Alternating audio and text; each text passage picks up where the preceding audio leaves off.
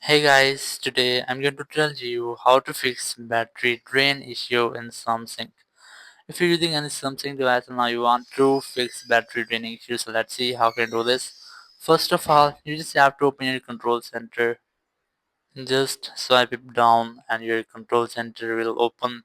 You just have to make sure that you have to disable all the unnecessary connections as location of phone data if you're using Wi-Fi, auto rotate, Bluetooth, and if you have any other options here, so you just have to disable them. And after that, just go back, go to home screen. After that, you just have to go to your settings app.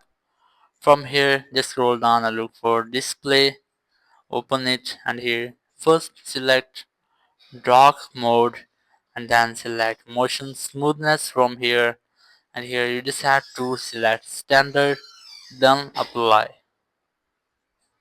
After doing that, you just have to go back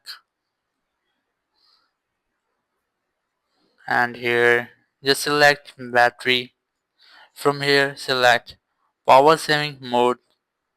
You just have to enable your power saving mode. It will extend your battery life, and after that just go back. Now you just have to open your location settings. From here select location services, and you just have to disable these two settings, which is Wi-Fi scanning and Bluetooth scanning. Just disable them. Now it will not scan your Wi-Fi or Bluetooth in your background.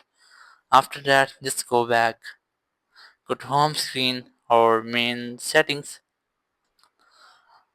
After doing that, if you are still having the same issues, so it may be that you are using a third party charger, so you just have to use only the Samsung's on cable and the adapter charger.